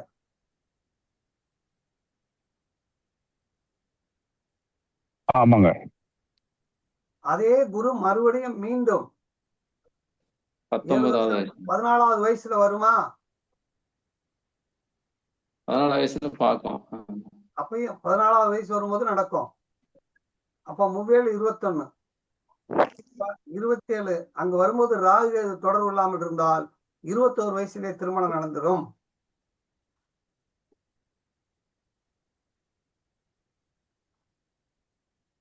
முப்பத்தோரு வயசுல தாங்க ஆச்சு. 31 வயசுல நடந்துச்சுன்னா ராகு இதனுடைய தொடர்பு அந்த கிரகத்துக்கு இருக்கான்னு பார்க்கணும். ராகும் அங்கே இருக்குது. அப்ப எப்படி நடக்கும்? மேனத்துல நடக்காது. ராகு தொடர்பு இல்லாம இருந்தா உங்களுக்கு 21 வயசுல கல்யாணம் நடந்துரும்.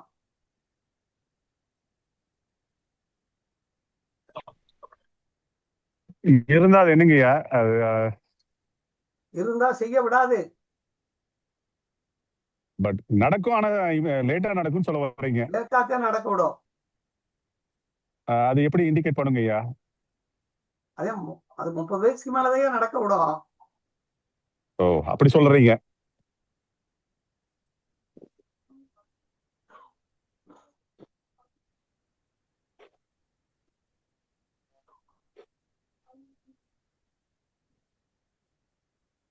நீங்க சொல்ற மாதிரி ஏதோ ஒரு உதாரண ஜான் போட்டு பாத்தீங்கன்னா நல்லா இருக்குங்கய்யா.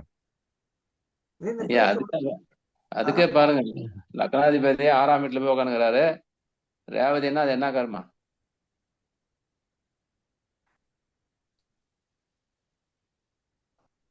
செவ்வாய் கர்மா வந்துருச்சு. 6-11 தொடர்பு அங்கேயே வந்துருச்சு. வந்தோடனே லேட் தானே? என்னங்க? லேட் தானே ஆகும். ஆமா, லேட்டு தான் ஆகும். மனைவி இறந்துட்டாங்க. அவ்வளவுதான். அப்ப ஜாதகம் வந்து எந்த அளவுக்கு பார்க்கணும். கரெக்டா அவரோட ஜாதகத்துக்கு டிஎன்ஏ மேட்ச் ஆகுதுன்றீங்களா ஐயா? கரெக்டா அவர் சொல்றதுக்கு. எஸ்.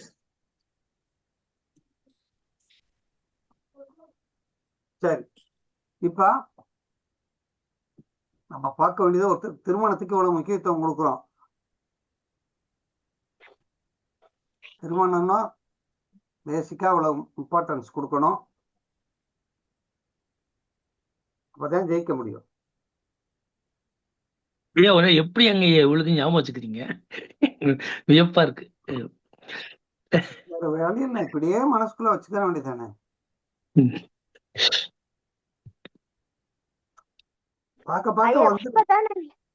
இப்பதானங்க இவ்வளவு லேட் ஆகுது. முதல்ல எல்லாம் வந்து அந்த பிள்ளைங்க எல்லாம் ஏஜ் கல்யாணம் பண்ணிடுவாங்க. 13 வயசு 15 வயசு பசங்களுக்கு. அப்ப எல்லாம் இந்த பிரச்சனையே இல்லையேங்க. எங்க வீட்டுல 5 பிள்ளை 6 பிள்ளை இருந்துச்சு. இப்ப 2 பிள்ளை 1 பிள்ளை தானே இருக்கு. ஆமா, போட்டாலும் இல்லையா? ஐயா, இந்த பொம்பளை பிள்ளைங்களுக்கு ஜாதகம் எழுதுறது இப்ப இந்த 30 வருஷத்துக்குள்ளாரதான் எழுதுறாங்க. அதுக்கு முன்னாடி பிறந்த பொம்பளை பிள்ளைங்க ஜாதகம் எழுதுறது இல்லைங்க. அன்னைக்கு வந்து 10 பிள்ளை இருக்கும்போது பொருத்த மாத்திட்டு இருந்தா என்ன ஆகும்னு கட்டி வச்சிருவாங்க. இல்லைங்க சார், அந்த காலத்துல எழுதல நல்லாதான் இருந்திருக்காங்க. அதான் எப்படின்றது ப்ரெடிக்ட் பண்ண முடியலன்னு சொல்ல வருதுங்க. ஒரு சொந்தத்துல இல்ல, அவங்க வீட்டை விட்டு போக மாட்டாங்க, வேலைக்கெல்லாம் போக மாட்டாங்க, வீட்லயோட இருப்பாங்க. அதனால உங்களுக்கு அன்னைக்கு மட்டும் எங்க நடந்தது? அன்னைக்கு மட்டும் பிரிவினை இல்லையா? பிரிவினை இருக்கும்.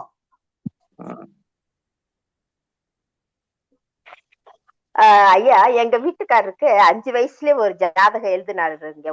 ஒருத்தர் கள்ளக்குறிச்சிக்காரர் தான் வந்து எழுதிட்டு போனாரு. அவரு வந்து கண்ணன் ஜெகதீஸ்வரன்.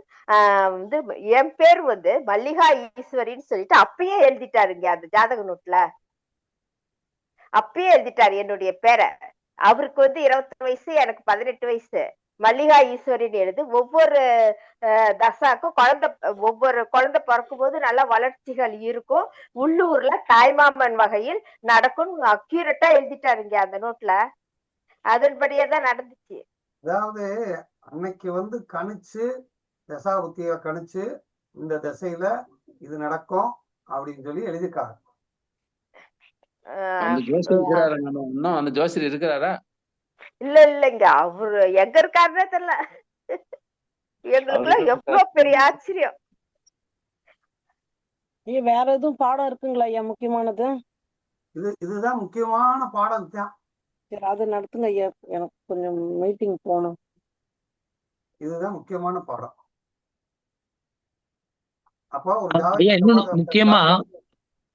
முக்கியமா தொழில் பத்தி கேக்குறாங்க ஐயா. தொழில், இவர் என்ன படிக்கலாம், இவர் என்ன வேலை பார்க்கலாம் அப்படின்னு கேக்குறாங்க. அதுதான் அடுத்த திருமணத்துக்கு அதுதான். அடுத்து தொழிலை பத்தி கேட்கும்போது இவளுக்கு 10ஆம் வீட்டின் அதிபதி எந்த நட்சத்திரத்துல இருக்கோ, அது என்ன கர்ம பதிவு இருக்கோ அந்த தொழில் அவன் செய்வான். படிப்புங்கய்யா, படிப்பு அப்படின்னா 4ஆம் பாவம். 10ஆம் வீடு சொன்னா முன்ன எழுதுங்க ஐயா. அப்படியே கேட்டு கேட்டு போயிடுறது, மறுபடியும் வந்தா தெரியுதுல. 10ஆம் பாவம் இப்போ ஒண்ணுமில்ல. 10ஆம் பாவம் சிம்ம லக்னத்துக்கு 10ஆம் வீட்டின் அதிபதி யாரு? சுக்கிரன். சிம்ம வீட்டுக்காரு சுக்கிரனுங்க. அவர் எங்க இருக்காரு, எந்த நட்சத்திரத்துல இருக்காரு, அவர் அந்த 10ஆவது வீட்டுல யார் இருக்கா, அதே மாதிரி 10ஆம் வீட்டினுடைய மைய நட்சத்திரம் யாரு, அதெல்லாம் பார்க்கணும். இப்ப 10ஆம் வீட்டுல அங்க ரோகிணி இருக்கா? ஆமாங்கய்யா. ஜோசியம், பேச்சு, எழுத்து, ஒப்பந்தம் அது சம்பந்தமானதே அவர் செய்ய விடும்.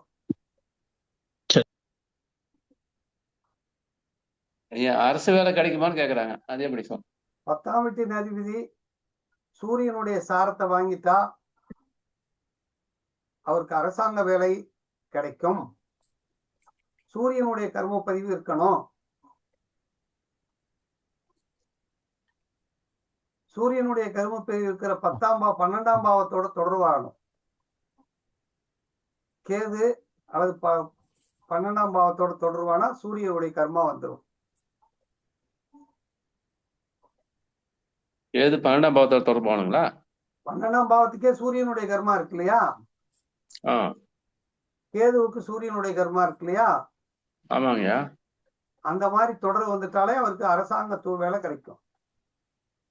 எனக்கு 10ஆம் அதிபதி ரேவதியில் இருக்கிறாங்க. சந்திரன் ரேவதியில் இருக்கு, துலா லக்னத்துக்கு. எனக்கு எப்படி அரசு வேலை கிடைச்சிச்சு? 10ஆம் வீட்டுக்கு உங்களுக்கு 10ஆம் வீடு என்ன வீடு? 10ஆம் வீடு கடகம், சந்திரன், துலா லக்னம். 10ஆம் வீட்டுக்கு 10ஆம் வீட்டின் அதிபதி சந்திரன் இல்லையா? ஆமாங்க, அது ரேவதி 3 இருக்குது. ரேவதி நட்சத்திரத்துல இருக்காங்க.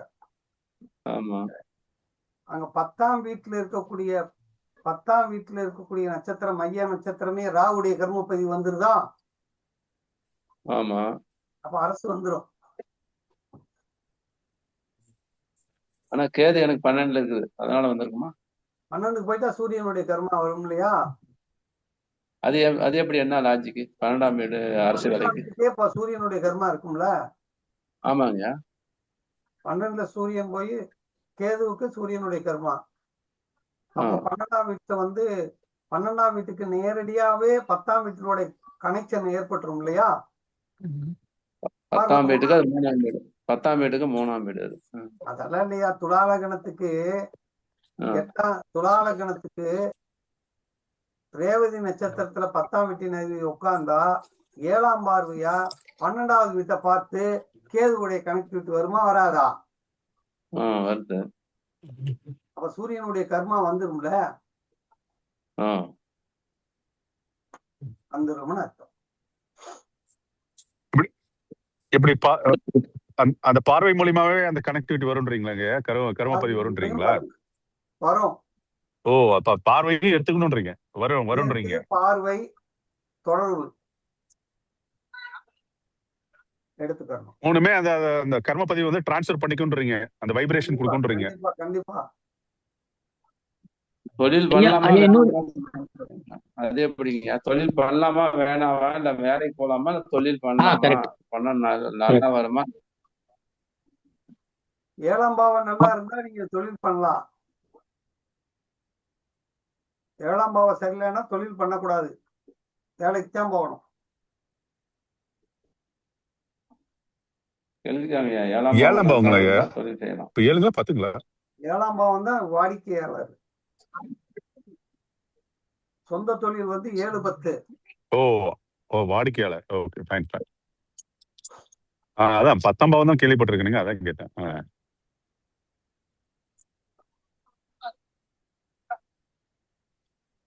அடிமை வேலைன்றது 6ஆம் பாவம் தான் இல்லைங்களே, வேற எதுவும் இல்ல அது கூட? அடிமை வேலைங்கிறது 6ஆம் பாவம்.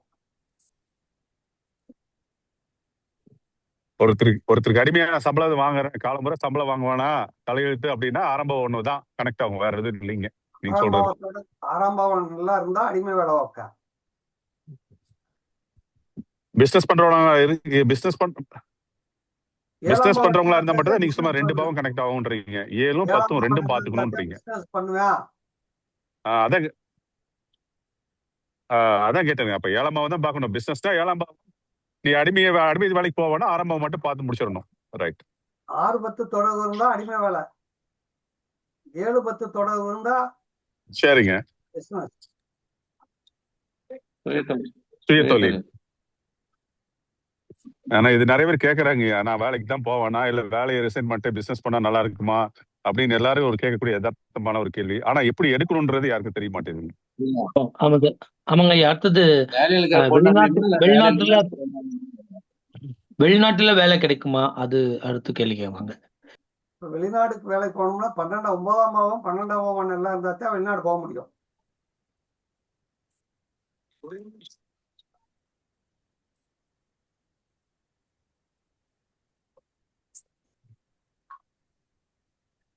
ஒன்பது 12 ஐயா ஒரு 6 வாய்ஸ் கட் ஆயிடுச்சுன்னு நினைக்கிறேங்க. 9 12 6 6 இல்லைங்க. 6 சொல்லல, 9, 12. இல்ல வேலை இந்த 6 தானே வரணும். நம்ம வேலைக்கு வெளிநாட்டுக்கு வந்து வேலைக்கு 6. பிசினஸ்க்கு போக மாட்டோம்ல, ஆமா ஆமா பிசினஸ்க்கு போக மாட்டோம். 6, 9 வலுத்து 6, 9, 12 9, 12 வலுத்து 9, 12 6 தொடர்பு வரணும். அப்படியா? 6, 1 தொடர்பு வந்தா வெளிநாடு போவாங்க.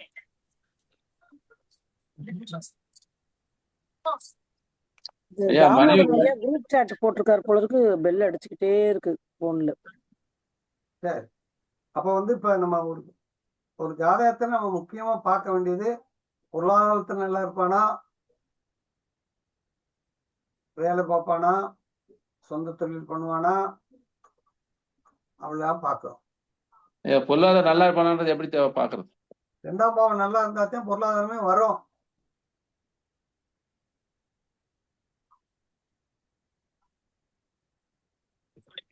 ரெண்டு கூடியவன் 6, 8 மறைஞ்சிட்டுனா பொருளாதாரம் இருக்காதுன்றீங்க.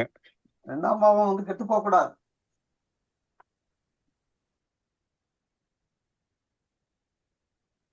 மனைவி 6, 8 பண்ணலாம் மறையக்கூடாது. வேலைக்கு போற மனைவி அமையுமா, வேலை இல்லாத மனைவி அமையுமான்னு கேக்குறாங்க. அது எப்படிங்க பாருங்க.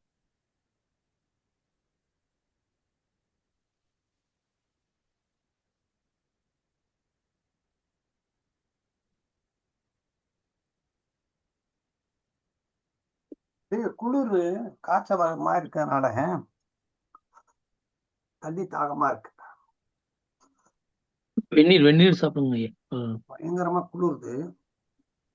அப்ப வந்து ஒரு ஜாதகத்தை பார்த்தோம்னா ஒரு முடிவு பண்ணிடலாமா இல்லையா? பண்ணிடலாம். ஒரு ஜாதகத்தை பார்த்து பார்த்து எழுதி வச்சுக்கிட்டே வாங்க. இல்லைங்க, இன்னைக்கு என்னங்க நீங்க கொஞ்சம் டல்லா இருக்க மாதிரி தெரியுது, ஒரு மாதிரி ஃபீவரிஷா இருக்குங்களா என்னன்னு தெரியலீங்களே. இல்ல நீங்க இன்னைக்கு ஒரு டல்லாவே இருக்கீங்களேன்றேன், ஒரு ஆக்டிவே இல்லைங்களா, கொஞ்சம் போல்ட்னஸ்ல கம்மியான மாதிரி இருக்கு. உடம்பு சரியில்லைனால அதான் கேக்குறேனுங்க. வேகம் இல்லைங்களா? ஐயா இப்ப காதல் திருமணம் அப்படின்னா எதங்க எடுக்கலாம்? எந்த பாவம் வந்துரும்? 5 புதன் சுக்கிரன் வந்துரும். 5 7 தொடர்பு இருந்தா காதலித்து திருமணம் பண்ணுவேன். சுக்கிரனு கேது தொடர்பு இருந்தா காதல் வழியில மாட்டிக்கிறீங்க. ஓஹோ, கேது தொடர்பு. கேதுனா வலை வலை.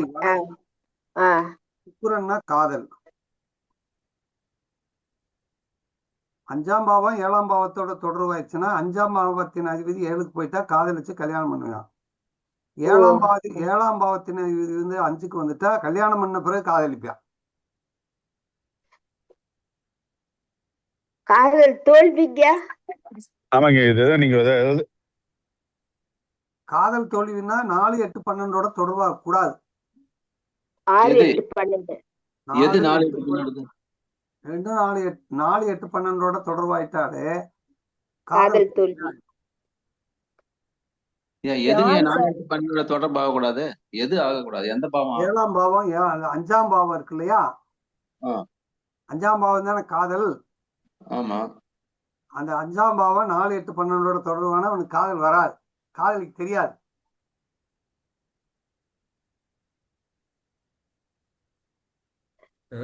ஐயா ஒரு வேண்டுகோளுங்க ஐயா. ஒரு சரியான ஜாதகத்தை போட்டு நம்ம மரபு சார்ந்த ஜோதிடம், அப்புறம் இது டிஎன்ஏ ஜோதிடம், இப்போ இந்த முக்கியமான அவங்க மக்கள் கேட்டாங்கல்ல, தொழில், படிப்பு, திருமணம், இது மாதிரி முழுசா பண்ணணுங்க ஐயா ஒரு ஜாதகத்தை. தொழில்முறை ஜோதிடம்னு ஒரு டாபிக் இருக்கு. தொழில்முறை ஜோதிடம் ஒரு 50 பாயிண்ட் இருக்கு, 50 55 பாயிண்ட். அதை மட்டும் நம்ம உள்வாங்கிட்டோம்னா போதும். ரொம்ப நாளா அதை கேட்டுக்கிட்டே இருக்காங்க. ஒருத்தர் சொல்லிக் கொடுக்குறேன்னு போய் கேட்டேன். அவர் 25,000 ரூபாய் கேட்டாரு இதை சொல்லிக் கொடுக்கறது. 25,000 கேட்டாரு. அப்ப நான் சொன்னேன், அவ்வளவுலாம் காசு கொடுக்க முடியாதுன்னே அப்படின்னு சொன்னேன். ஒரு நாள் ஒரு மீட்டிங்ல 2 பேரும் சந்திச்சுட்டோம். அப்புறம் அதுக்கடுத்து என் தம்பி நீ எது கேட்டாலும் நான் சொல்லி தருவேன் அப்படின்றாரு. நீங்க சொல்ற மாதிரியே வாயா. சொல்லி கொடுத்தாரு இல்லைங்கயா? சொல்லி கொடுத்துட்டாரு.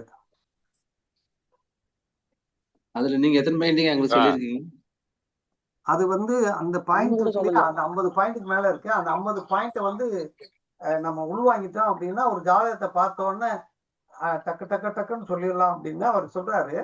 அது பிராக்டிஸ் பார்க்கும்போது ஓரளவு அந்த பாயிண்ட் எல்லாம் வருது.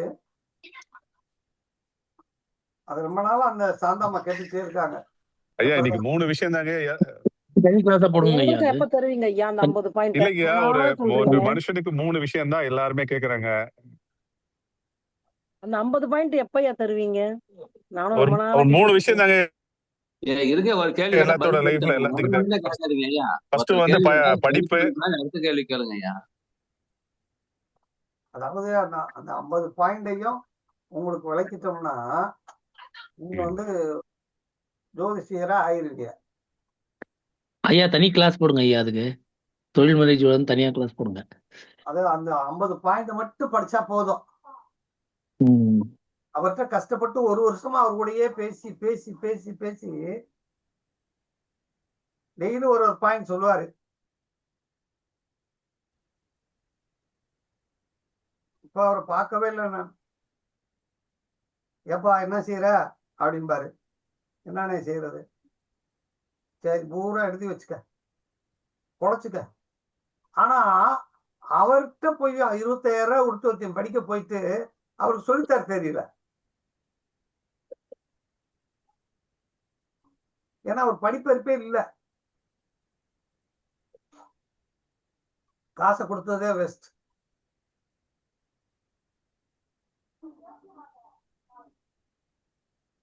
எப்படிங்க 25,000 கொடுத்து சொல்லி தரலையா?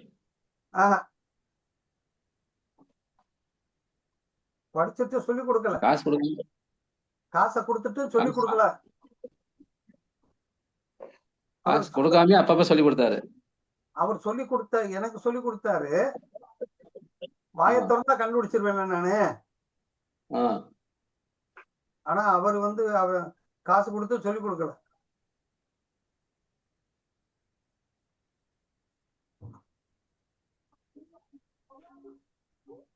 எப்படி பாத்தீங்களா? அவர் இன்னும் இருக்காருங்கய்யா? இருக்காரு. எந்த ஊருங்கய்யா அவரு? பள்ளிப்பாளையத்துல இருக்காரு. எவ்வளவு வயசு இருக்குங்கய்யா? 65 வயசு இருக்கும். முருகேசன் அவர் பேரு. முருகேசனா?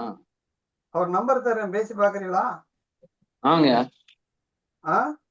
மணி முருகேசனா? ஐயா மணி முருகேசனா? மணி முருகேசன்லாம் ஒண்ணும் இல்ல. முருகேசன் ஒருத்தர்.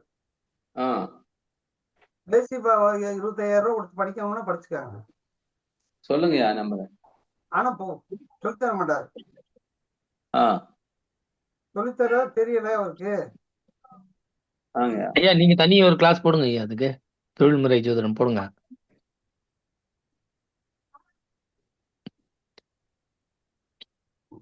எல்லாருக்கும் பயனுள்ளதா இருக்கும்.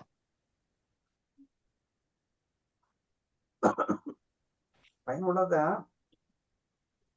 ஐயா நீங்க போடுங்க, நீங்க போடுங்க.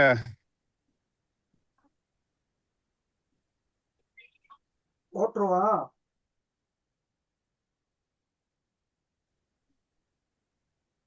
அதெல்லாம் ரைட் தான். சொல்லி பாத்துருவோம். பார்த்து மெயின் ஒரு ஜாதகத்தை எப்படி பார்க்கறது, எதை பார்க்கணும்? ஒரு 4 சப்ஜெக்ட் தாங்க மெயின். யாரெல்லாம் ஃபாரின் போறதுக்கு முடியும், அவங்க என்ன படிக்க முடியும், யாரு சொந்த தொழில், யாரு பர்மனன்ட் ஆல்வேஸ் லேபர், அவ்வளவுதான். இந்த 4 டாபிக் இருந்தா போதுங்கய்யா. அப்புறம் திருமணம், குழந்தை பேர் நிறைய பேருக்கு பிறக்க மாட்டேங்குது. ஆமா, இப்போ இந்த காலத்துல நிறைய பேர் குழந்தை பிறக்க மாட்டேங்குது. ஆமா, குழந்தை உண்டா இல்லையாடா அது சொல்லுங்க. அதான் இதற்காக செய்வோம். சரிங்க, கண்டிப்பா போடுவோம். அதே மாதிரி இடம் மாற்றம் சொல்லிட்டு நம்ம கேட்கறாங்க, எனக்கு வேற வேலை நான் போலாமா அப்படின்னு கேட்பாங்க. அது கேட்பாங்க. கிளாஸ் உள்ளதே இருக்கு. கிளாஸ் நடந்துட்டு இருக்கு. அதனால பார்ப்போம், நம்ம என்னன்னு பார்ப்போம். தொழில்முறை ஜோசியர் அப்படிங்கிறதுக்கு அந்த பாயிண்ட்ஸ் மட்டும் நீங்க கத்துக்கிட்டீங்கன்னா உங்களுக்கு அது பிரயோஜனமா இருக்கும்.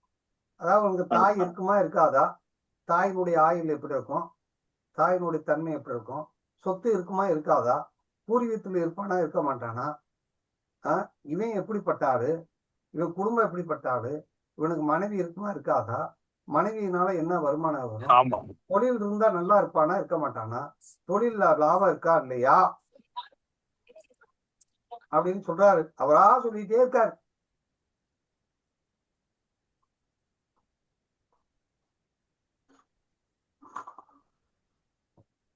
அதனால அது பாரம்பரிய முறைப்படி சொல்றதாங்க இல்ல என்ன முறையில அது சொல்லி? பாரம்பரியம் எல்லாமே நட்சத்திரம் தான். எத்தனை குழந்தைன்னு அது சொல்ல முடியுமாங்கய்யா ஒருத்தருக்கு? எத்தனை குழந்தை, எந்த குழந்தை எப்படி இருக்கும், ஆண் வாரிசு உண்டா இல்லையா, அவனுக்கு எந்த குழந்தை இல்ல, எந்த குழந்தை எப்படி இருக்கும் அப்படிங்கறதெல்லாம் அதை பார்க்கலாம். இப்ப அடுத்து என்ன குழந்தை பிறக்கும்னு கேக்குறாங்க. 2 பெண் குழந்தையா இருந்தா அடுத்து ஆண் குழந்தை. அந்த வகுப்பை போடுங்க ஐயா, தொழில்முறை ஜோதிடர் வகுப்பு போடுங்க. 50 பாயிண்ட். சரி போடுவோம்.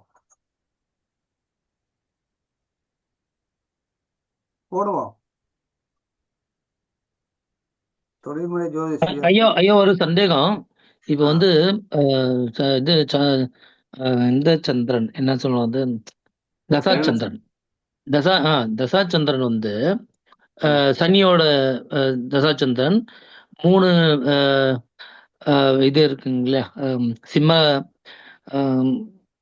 4 கட்ட சொல்லுவோமே, கடை 3 இடத்துல வருங்க இல்லையா, அதுக்கு ஏதாவது வித்தியாசம் இருக்குங்க? திரிகோண ராசியில வருது. சிம்ம இது அப்புறம் தனுசு மண்டலம். இந்த மேஷ மண்டலம், தனுசு மண்டலம், சிம்ம மண்டலத்துல சனியோட தசா சந்திரன் வந்து 3 இடத்துக்கு வேற டிஃபரன்ஸ் இருக்குங்களா? இப்ப தசா சந்திரன் வந்து மேஷ லக்னத்துல இருக்க தசா சந்திரனோட வாழ்க்கையும் சிம்ம லக்னத்துல இருக்க தசா சந்திரனோட வாழ்க்கையும் டிஃபரன்ஸ் இருக்குமா இல்ல ஒரே மாதிரிதான்? 27 நட்சத்திரமும் வேறதானே. மேசத்துல இருக்கிற கேது வந்து சூரியனா இருக்காரு கர்ம பதிவுல. சரி. சிம்மத்துல இருக்கும்போது அது சந்திரனா மாறிடுறாரு. தனுசுல இருக்கும்போது செவ்வாயா மாறிடுறாரு இல்லையா? அதனால வேறுபாடு உண்டு. லக்னப்படி பாவம் வேற மாறும். அதனால ஒண்ணும் கவலைப்படாதீங்க. இத நீங்க நல்லா ஆழமா சிந்திச்சு பாருங்க. சிந்திச்சு ஒவ்வொன்னா மனசுக்குள்ள அசைப்பட்டு பாருங்க. இப்ப நம்ம இந்த நடத்தின டிஎன்ஏ வகுப்பு வந்து எந்த அளவுக்கு பிரயோஜனமா இருந்துச்சு? குழந்தை உண்டா இல்லையா, தத்து புத்திரன் எடுத்துக்கலாமா கேக்குறேன். அதுக்கு எப்படி சொல்றேன்னு சொல்லிருங்க. தத்து புத்திரன்னாலே சந்திரன் புதன் புதன் புதன் நல்லா இருக்கணும். செவ்வாய் புதன் சனியுடைய கனெக்டிவிட்டி இருந்தாதான் தத்து போவாங்க. புதன் சனி தொடர்பு இருந்தா.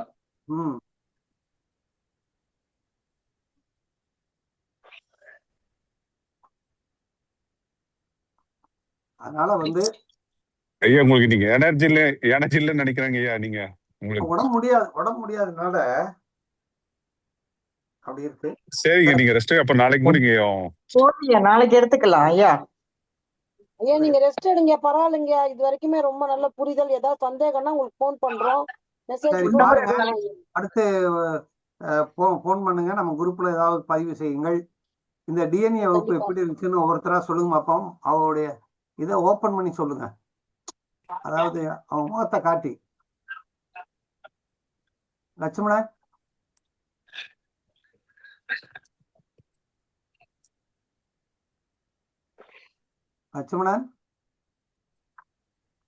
லட்சுமணன் இல்லைங்க, ஆளே இல்ல. ஐயா நாளைக்கு இப்ப நைட்டுக்கு எல்லாம் பதிவு போட்டுறோங்க. அத பத்தி சரி போட்டு போட்டுறோம். எல்லாரும் போட்டுறோங்க. சரிங்க. குரூப்ல போட்டு விடுங்க. எவ்வளவு கிளாஸ் இருக்கீங்க? டிஎன்ஏ இன்னும் எவ்வளவு கிளாஸ் இருக்கீங்கயா? டிஎன்ஏ 16 கிளாஸ் மொத்தம். அதனால இதோட முடிச்சுக்கிடுவோம். இன்னைக்கோட லாஸ்ட் கடைசி. நாளை முடிச்சிருவோங்களா? இன்னைக்கோட 14 வகுப்பு ஆச்சுங்க. 14 ஆச்சுங்க. 14 முடிஞ்சிச்சு. அவ்வளவுதான் வகுப்பு. 14 வகுப்பு ஆயிருக்குது. எவனோ 2 இருக்குது. 15வது வகுப்பு. ஓகேங்க. அதுதான் நேத்து 1/2 மணி நேரம், இன்னைக்கு 1/2 மணி நேரம் கூட எடுத்துட்டாங்க ஐயா. நம்ம முடிச்சிருவோம். இன்னையோட வகுப்பு முடிஞ்சிச்சு. அடுத்து வந்து இதெல்லாம் பாருங்க. நம்ம குரூப்ல போட்டு விடுங்க. அனுபவத்துல போட்டு விடுங்க. ஐயா நாளைக்கு ஒரு நாள் மட்டுங்கய்யா. ஐயா நாளைக்கு ஒரு நாள் மட்டும் நீங்க ப்ராப்பரா லைவா ஃபுல் ஃபிளெஜ்டா ஒரு பிரசன்டேஷன் பண்ணிருக்கீங்க. அதோட க்ளோஸ் பண்ண மாதிரி பாத்துக்கலாம். சரி, எல்லாம் மன்னிக்கணும். 2 நாளைக்கு கொஞ்சம் இருக்குமா, ஒரு நிமிஷம். வியாழன் வெள்ளி வந்து அங்க குரு பூஜை இருக்குது. சரிங்களா? வியாழன் வெள்ளி பூஜை முடிச்சுட்டு நம்ம சனி ஞாயிறுல ஒரு நாள்ல நம்ம அறிவுப்படுத்தி பண்ணிக்கலாம். சரிங்களா? ரைட், அப்படி வேணா பண்ணிக்க சொல்லுங்க. ஆமா, இன்னைக்கு சார் 2 நாள் ஐயா கூட முடியல. நாளைக்கு வந்து குரு பூஜை. நாளைக்கு 2 நாள் ஐயா தான் ஃபுல்லா அந்த இடத்துல ஸ்பெண்ட் பண்ணணும் சிவகங்கையில. ஏன்னா அந்த அறிகுறியில வந்து பரவாயில்ல மேடம், நோ ப்ராப்ளம். அதனால ஒரு 2 நாள் மட்டும் நம்ம டைம் எடுத்துக்கலாம். சரிங்களா? ஃபுல்லா ஒரு 15 வீடியோ நம்ம ரெக்கார்ட் தெரிஞ்சுக்கிட்டு மறுபடியும் ஏதாவது டவுட்னாலும் தேவையான விஷயம் பூராத்தையுமே கொடுத்துட்டேன்.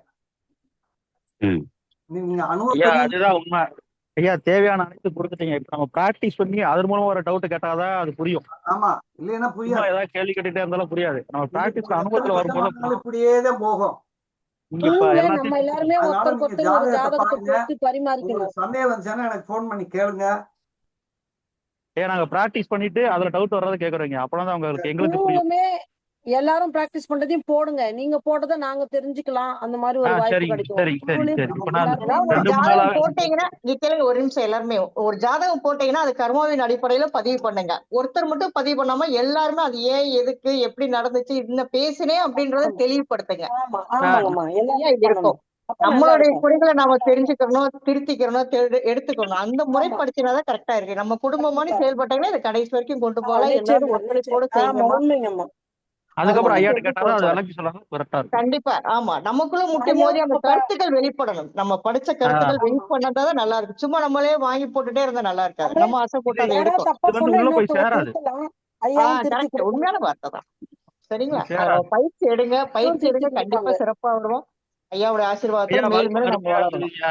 ஓகே, ரொம்ப ஐயாவோட சந்தோஷம். ஆசீர்வாதம் நன்றிங்க ஐயா, நாளைக்கு ரொம்ப நன்றி, நன்றிங்க வணக்கம். ஐயா. வாழ்க வளமுடன், எங்க வாழ்க எல்லாருக்காகவும் வையகம். ஐயா பண்ணுங்க. எங்க ஐயா எல்லாரையும் மறுபடியும் ஆசீர்வாதம் சந்திப்போம் பண்ணுங்க. ஐயா. ஆ இன்றைய ஜாம நாள்ல கலவரத்துல மறுபடியும் சந்திப்போம். ஜாமக்கலுக்கு வாங்க. ரைட். சரிங்க. கண்டிப்போம். இருந்தாலும் இன்னைக்கு மரபணு ஜோதிடர்னு ஒரு முழு பெயர் எடுத்துக்கிட்டோம் இல்லைங்களா ஐயாவால. சரி, கரெக்ட் கரெக்ட். மரபணு ஜோதிடர், ஜாமக்கோள் ஆருட சாஸ்திரி அப்படிலாம் எடுத்து வாங்க. சரி, ஓகே. வாழ்க வளமுடன், வாழ்க வையகம். குரு வாழ்க, நன்றிங்க. குருவே துணை. குருவே சரணம். நன்றி.